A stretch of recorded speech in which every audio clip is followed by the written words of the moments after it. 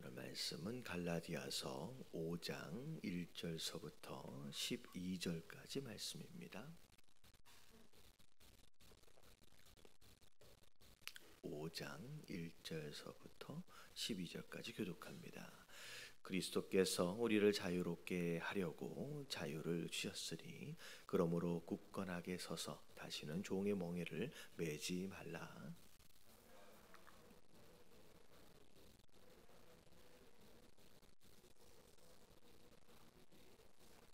내가 할례를 받는 각 사람에게 다시 증언하노니 그는 율법 전체를 행할 의무를 가진 자라.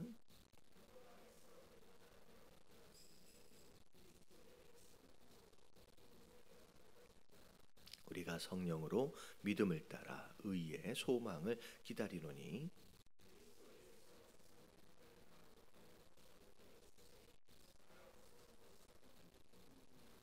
너희가 다름질을 잘 하더니 누가 너희를 막아 진리를 순종하지 못하게 하더냐? 적은 누룩이 온 덩이에 퍼지느니라.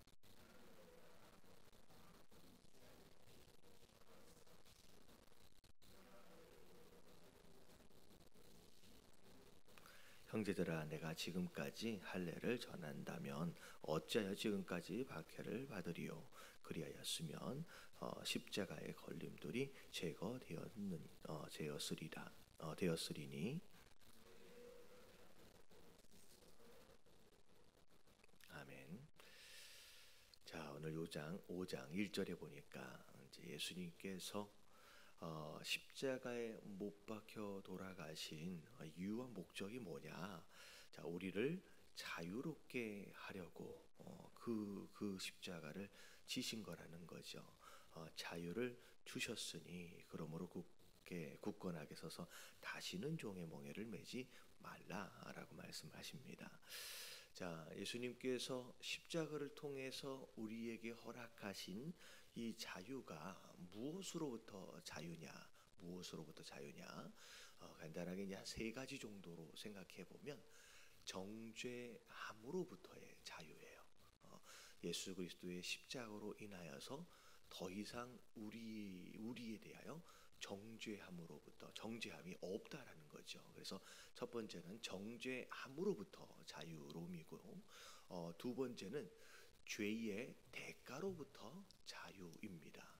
그래서 죄의 대가는 사망이고 우리가 멸망을 당할 수밖에 없잖아요. 근데 십자가로 인하여 더 이상 그 죄에 대하여 대가를 지불할 필요가 우리에게는 이제 없다라는 거죠. 그래서 죄의 대가로부터 자유. 그리고 세 번째는 뭐냐면 죄의 다스림 또는 영향력으로부터 자유로움을 의미합니다.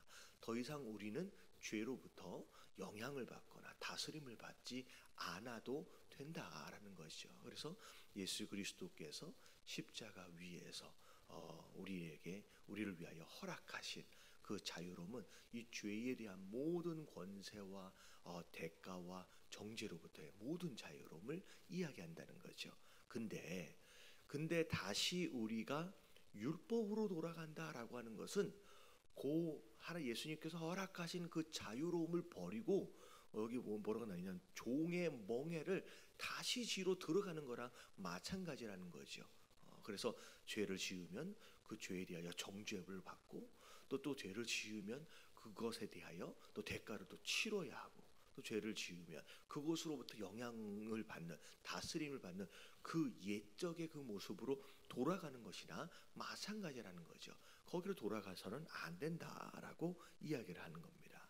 그러면서 나 바울은 너희에게 말하노니 너희가 만일 할례를 받고자, 그러니까 어떻게 보면 지금 이 갈라디아 교회는 이방인 지역의 교회예요. 그렇기 때문에 대부분이 유대인들이 아니거든요.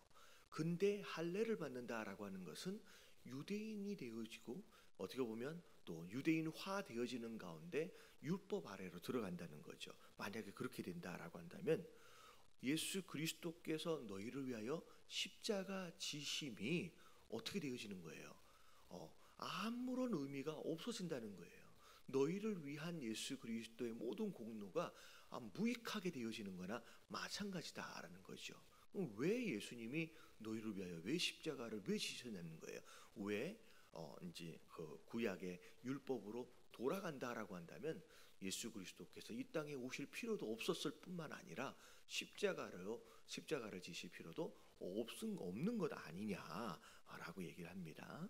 그러면서 내가 할례를 받는 각 사람에게 다시 증언하나니 그는 율법 전체를 행할 의무를 가진 자라. 만약에 할례를 행해야지만 구원을 받는다라고 하는 생각을 가지고 할례 받아야지라고 얘기한다라고 한다면, 그러면 그때부터 그 사람은 어떤 의무가 지어지냐면 율법에 있는 모든 내용들을 다 지켜야 할 책임을 갖게 되는 그런 의무를 갖게 된다는 거예요. 근데 우리가 알다시피 율법에 있는 모든 내용들을 다 지킬 수가 있어요, 없어요? 없다라는 거예요. 그럴 수 있는 사람은 없다라는 거예요. 어떻게 보면 그러다가 100개를 아니면 1000개를 다 지키다가 하나를 내가 못 지켰어요. 그러면 그 정죄함으로 인하여 어딜 가요? 그냥 지옥을 가는 거예요. 그러니까 율법이 바로 그런 거라는 거예요. 다 지킬 수도 없을 뿐만 아니라 1000개든 10,000개든 다 지켰다라고 할지라도 요 하나를 만약에 어기면 그것으로 정죄함 가운데 멸망을 당한다는 거죠. 그러니까 불가능한 거예요. 그리고 심지어 내가 오늘부터 그걸 100% 다 지켰다라고 할지라도 오늘 이전에 지은 죄는 해결이 되어야 한대요. 안 된다는 거예요. 그래서 율법으로 말미암아 구원을 받을 수 있는 의인은 존재하지 않는다는 거예요. 네가 할례를 지켜 할례를 행한다라고 하는 것으로 네가 구원을 받고자 한다면 율법 전체를 다 지켜야 할 의무를 갖는 것으로 그냥 스스로 자처하는 것이나 다름이 없다라는 거죠. 왜 이렇게 바보 같은 짓을 하냐는 거예요. 자, 율법 안에서 의롭다 함을 얻으려 하는 너희는 그리스도께서 오히려 반대로 끊어질 수밖에 없고, 자, 어디서 멀어져요? 자, 은혜에서 멀어지게 되는 거예요. 자, 이 은혜에서 왜 멀어지게 되느냐 이런 거예요. 율법으로 구원을 받고자 하는 자들은 일단 그것으로 인하여 뭐가 없냐면 자유로움이 없어요. 그리고 어떻게 보면 내가 어느 정도 율법을 지키고 있다라고 하는 것으로 말미암아 그 마음 가운데 뭐가 들어오게 되냐면 자기 의가 들어오게 돼 있어요. 마치 예수님 당시에 바리새인이나 서기관들처럼, 야, 내가 이 정도는 지켰구나.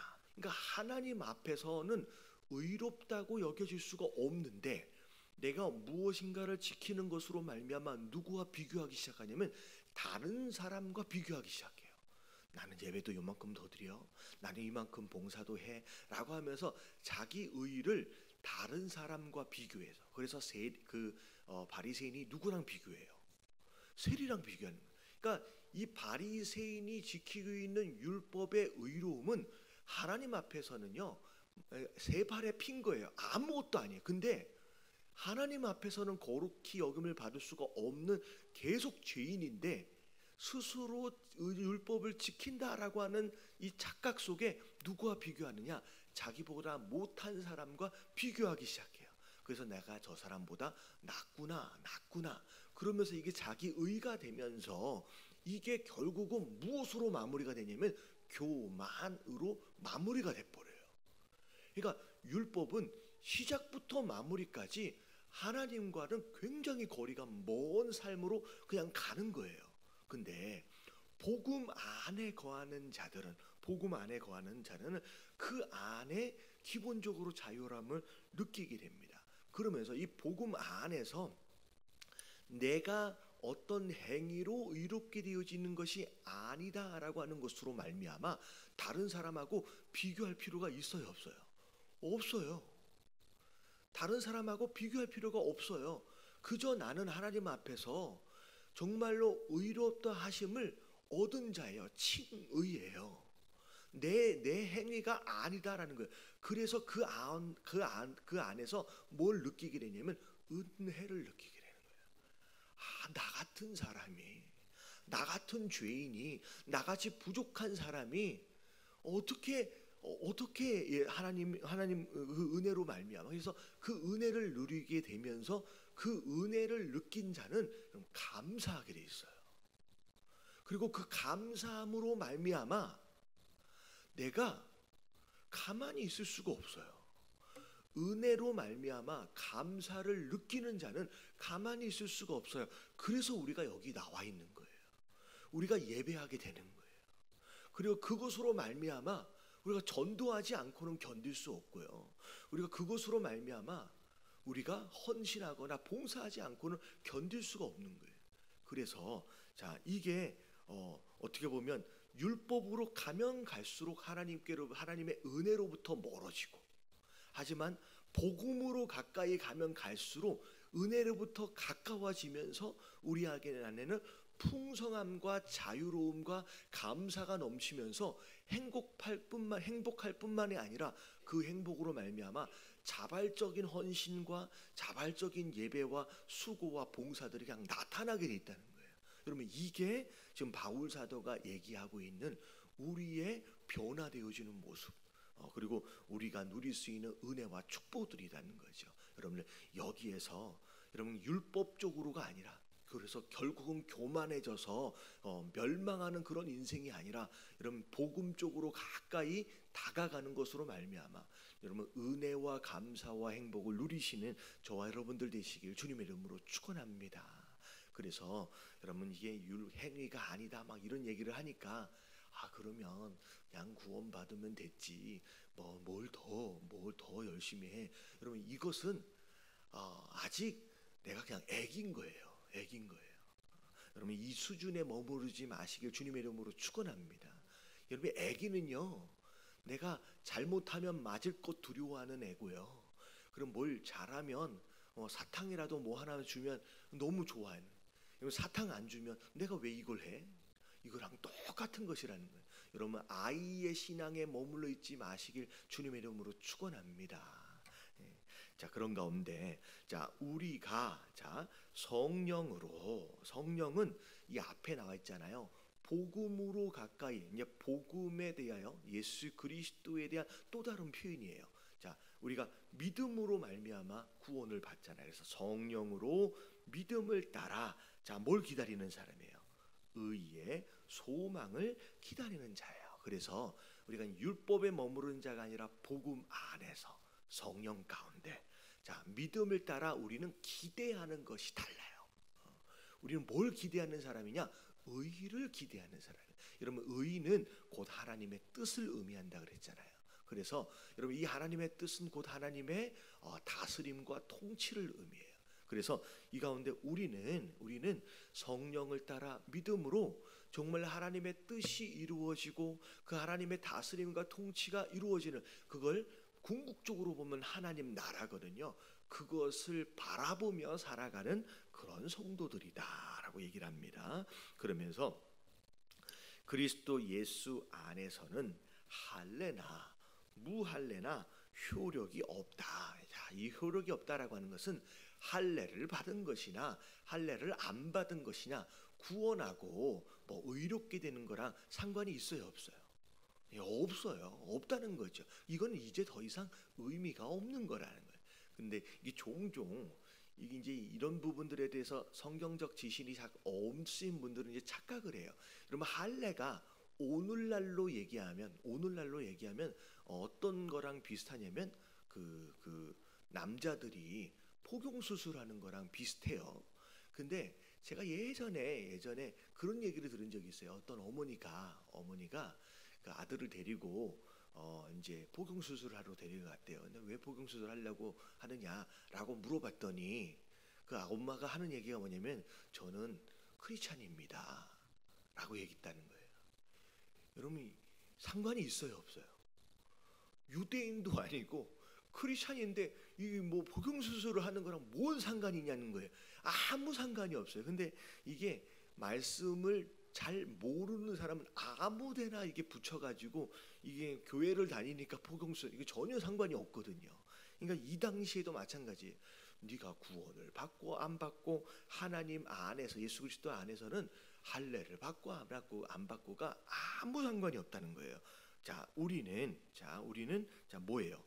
사랑으로서 역사하는 믿음뿐이라는 거예요. 우리의 믿음이 무엇을 근거로 한대요? 사랑이라는 거예요. 그래서 이 사랑은 쌍방이에요. 우리가 무엇으로 믿음을 얻었어요? 예수 그리스도께서 우리에게 허락하신 그 사랑 때문에 믿음을 가진 것이고, 그리고 믿음으로 행하는 이 모든 것들은 우리 안에 무엇을 근거한 거예요? 예수 그리스도를 향한 사랑을 근거한 거예요. 그래서 여러분 이 사랑을 이해하려면 여러분 그렇게 생각을 하시면 돼요. 여러분 정말로 젊었을 때 연애할 때를 생각해 보면 내가 누군가를 정말로 사랑하잖아요. 그러면 그 사람이 뭘 좋아하는지에 대하여 관심이 막 생겨요. 별로 공감이 안 되는 거, 너무 오래전 얘기를 해서 여러분 그렇게 되는 거예요. 내가 누군가를 사랑하면요, 이 사람이 뭘 좋아할까? 이 사람이 좋아하는 음식이 뭔지, 이 사람이 좋아하는 무슨 뭐 취미가 뭔지, 색깔이 뭔지, 옷이 뭔지 막 관심이 가져지는 거예요.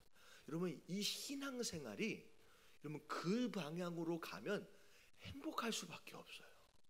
여러분 이 성경을 자꾸 읽으라고 하니까 너무 어려운데 이걸 읽어야 돼. 이 마치 성경 읽는 거에 짐인 것처럼 생각하는 경우가 많고, 기도하라 그러니까 기도하는 것도 짐이에요. 근데 여러분 이 사랑이 여러분 우리 신앙의 뿌리가 되어지면 여러분 모든 신앙의 행위들은 짐이 아니라 오히려 행복이에요. 왜냐하면 내가 연애할 때 그 사람에 대하여 막 알고 싶은 마음이 있는 것처럼, 그래서 그 사람하고 짝사랑을 하면 그 사람하고 가까운 사람한테 막 물어보잖아요. 이 사람이 뭐 좋아해? 뭘 좋아해? 하면서 물어보는 것처럼 그 사람에 대해서 알고 싶은 막 마음이 생겨요. 여러분 예수 그리스도 하나님을 정말로 사랑하면요, 그분에 대하여 너무 알고 싶은 생각에 어떻게 돼요? 여러분 말씀을 막 읽고 싶은 생각이 들어지는 거예요. 이 안에는 하나님이 뭘 좋아하시는지가 다 들어있거든요. 그래서 이 말씀을 막 읽고 싶은 생각이 막 생기는 거예요. 그리고 기도는 하나님과 우리가 뭐 하는 거래요? 여러분 대화하는 거예요. 교제하는 거예요. 여러분 연애할 때를 생각해 보세요. 기껏 데이트하면서 계속 대화했어요. 그러고 난 뒤에 저녁 때 헤어지면서 뭐라 그래요? 내가 집에 가면 뭐 할게? 전화할게. 그러면 이게 계속 대화하고 싶은 거예요. 여러분 기도는 짐이 아닌 줄로 믿습니다. 여러분 예배는 짐이 아닌 거예요. 그 사람을 위해서 그 사람이 좋아하는 것을 내가 하는 거. 여러분 하나님이 제일 좋아하는 게 뭐예요? 예배예요. 하나님이 제일 좋아하는 게 전도고요. 하나님 제일 좋아하는 게 선교예요. 여러분 이것을 하는 게 정말 내가 사랑하는 사람을 위해서 그 사랑하는 사람이 원하는 것을 내가 하는 게 여러분 짐입니까? 아니에요. 내가 그걸 할 수 있다라고 하는 것 자체가 행복이다라는 거죠. 여러분 이게 우리의 모든 믿음과 신앙의 행위들은 무엇을 근거한 거여야 돼요? 예수 그리스도와 하나님을 향한 사랑을 근거한 것이 되어지면 내 모든 신앙생활의 행위들이 전부 다 행복이 되어지는 거예요. 그리고 그 하나님이 싫어하시는 게 있어요. 내가 사랑하는 사람이 싫어하는 게 있어요. 그러면 그 싫어하는 것을 누군가의 강요에 의해서 내가 절제하기 시작하면 그게 힘들거든요. 근데 내가 사랑하는 그 사람이 이걸 싫어해. 그러면 내가 그 사랑하는 사람을 위하여 절제하기 시작하는. 근데 신기하게 그게 행복이에요. 여러분 하나님이 싫어하는 거에 대하여 억지로 내가 절제하는 게 아니라 사랑하는 그분의 뜻이기 때문에 내가 스스로 절제하는. 여러분 그것으로 내 삶이 변해가는 거예요. 내 삶이 고쳐져 가는 거예요. 여러분 이게 신앙의 본질인 줄로 믿습니다.